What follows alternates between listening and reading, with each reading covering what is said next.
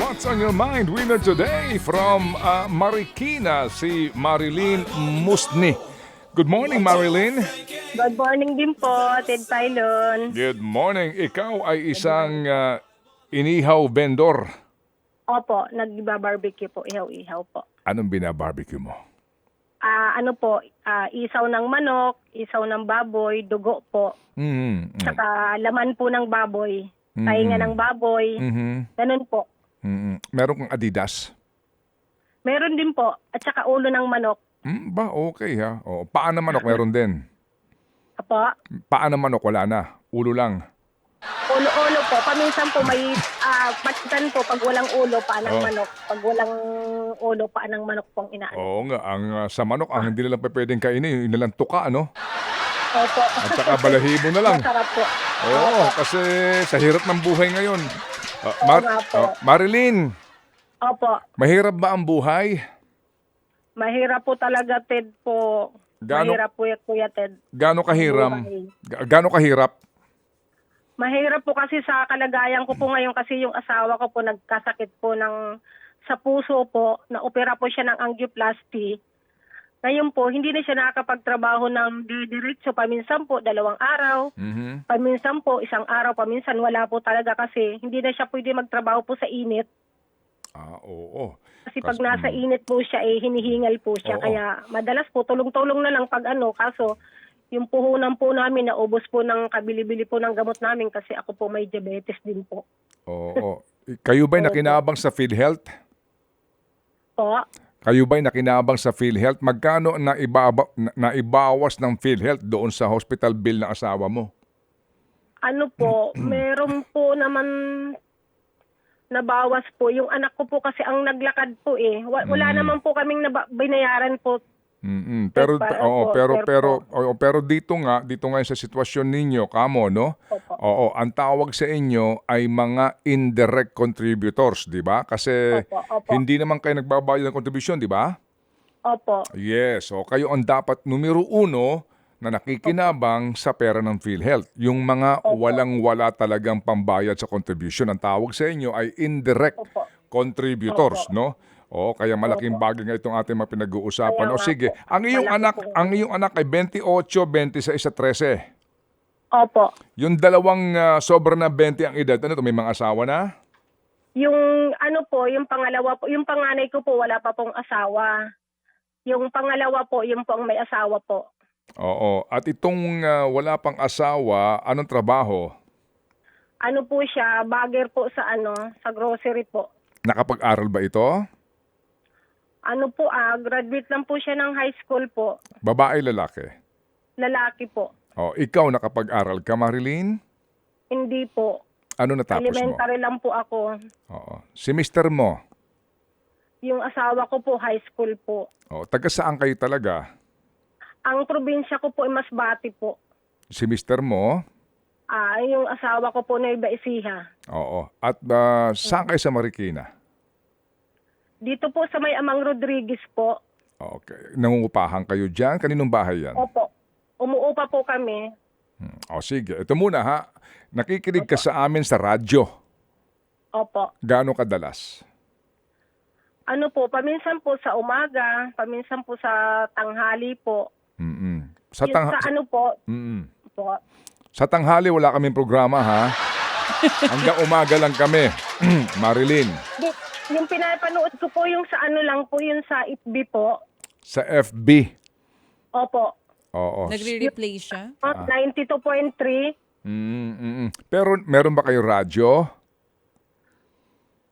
Meron po, kaso hindi po kasi ako marunong dun sa radyo. Kaya mandalas po dito sa cellphone po nung anak ko po, na nanonood po ako ng yung 92.3 po. Nanonood ka? Sa Radyo 5 po, opo. Yung po ang madalas kong nanonood po ako. Gaano ka kadalas manood? Paminsan po sa umaga po. Yung pag wala na po akong ginagawa kasi may alaga po kasi akong apo ko po Oo. Sige, baka nakakastorbo kami sa iyo. Yun nga. Dito. Ha? Baka kami nakakastorbo sa pag-aalaga mo o sa ginagawa mo. Malaki na po yung apo ko, 5 taon na po. Mag-aaral na nga din po. Sige, anyway. Sige, so Marilyn, Opo. Ba't ka napatawag? O kami tumawag sa'yo? Kayo po tumawag Ay, po. kami pala Sabi ko sa'yo, istorbo tayo eh. Ano ba, ba't ba kayo tawag dito kay Marilyn Seth? Istorbo nyo si nanay Ha? eh. Oo. Baka naghahanda ka na ng iyong pang-barbecue. Ha? Hindi pa po. Hindi pa. O sige. Okay. O, tumawag kami sa iyo para sa... Bakit? Para po, mabigyan ng pansin yung inano ko po sa inyong, tulong po. So, sige. So, alam mo ba ang tanong namin sa iyo ngayon dito sa ating naging aral kahapon? Opo. Apo, paano mo nalaman yan?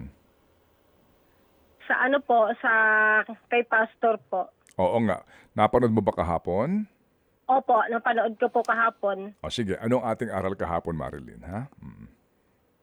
Salmo po, 118 verse 6 po. Okay. Kasama ko ang Panginoon, kaya hindi ako natatakot. Ako ang magagawa ng tao sa akin. Ano ang magagawa ng tao sa akin, no? Sa akin. Kumbaga, huwag kang matakot, no? Oo, at Opo. ipaubaya nga ang lahat. Anyway, sige, ganito Marilyn, no? Naintindihan namin ang sitwasyon. Meron tayo dito, meron kang premyo? Meron tayong 1,000 piso from Happy 11 and 1,000 pesos galing pa rin kay Happy Anonymous. O, sige. So, meron kang 2,000 piso, no? Sa iyo, Marilyn, saan mo balak ito gamitin? Mag-uumpisa po ako mag-ihaw-ihaw po, Kuya Ted po, kasi po sa ngayon po naubos po yung puhunan ko po. Naintindihan namin to Marilyn, ha? Naintindihan namin na lubos itong iyong problema. Kaya nga kanina tanong ko sa iyo kung mahirap ba ang buhay, no? Mahirap talaga. Oo, at Mahirap po. at kadalasan yung kahirapan na yan din ang pinagsasamantalahan ng iba, yung kahirapan ng ating mga kababayan. Anyway, so ganito ha, padadalan ka namin ng 2,000 para maging puhunan mo ulit sa iyong hanap buhay. Magpadala ka lang sa amin ng ilang mga patunay sa iyong kwento at hindi kami nagsasara ng pinto dito. Ha? Opo. Oo, kasi kung ikay nakikinig sa amin o alam mo itong aming programa, hindi ikaw ang una na mabibiyayaan ng tulong para sa pangangailangan sa puhunan. Opo. Ha? Opo. Marilyn, sige. So, pasensya na sa istorbo sa iyo, ha? Hindi naman. Ha? Kaya po, ilang yun. Kabado siguro si Nanay Marilyn. Opo, medyo kinakabahan po. Hindi, Listen, huwag kang kakabahan. Oo, huwag kang kakabahan. Kasi, alam mo, ang kinakabahan lang yung may sala. tama. Ang kinakabahan yung may sala. Oo. May sala ka ba, Marilyn? Wala naman. Ay, wala naman pala eh. Di ba? Okay. O, Yung nakita mo. pala yun, ang kinakabahan ay yung may sala lang. Oo. May sala lang po. Huwag kang kakabahan. Tama. Di ba? Tsaka bibili ka na ng radyo ngayon. Kasi may 2,000 na. Hindi, huwag mo pabili Ay, sorry. Oo nga pala. pampuhunan. Pampuhunan pala ito. Sige. Oo. Pampuhunan po eh. Sige. Sige. Marilyn, magpasalamat ka. Hindi sa amin galing ito, ha? Hindi sa amin galing. Higit sa lahat sa Panginoon na ginamit ang mga taong may magandang kalooban para makapag-abot ng biyaya sa iyo. Sa kanila ka magpasalamat, Marilyn. Opo. Nagpapasalamat po ako sa lahat po sa Panginoon po. Unang-una po sa Panginoon. Sa mga lahat po ng tumulong, sa Anonymous po, kay DJ Chacha po, sa kay Kuya Ted Pailin po. Maraming salamat po at binigyan po ako nyo ng pagkakataon po na matawagan nyo po ako.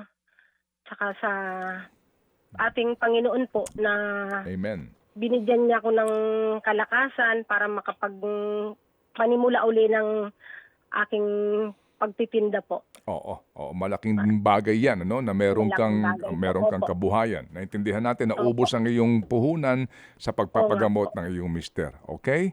Sige. Salamat na marami, Marilyn, at kami aantabay. Maraming salamat din po. Okay, sa iyong mga ipapadala sa aming patunay, sa iyong mga ikinuwento this morning. Thank you. Ted Filon at DJ Chacha. Ngayon, nasa Radyo 5, 92.3 News FM. Monday to Friday, 6 to 10 a.m.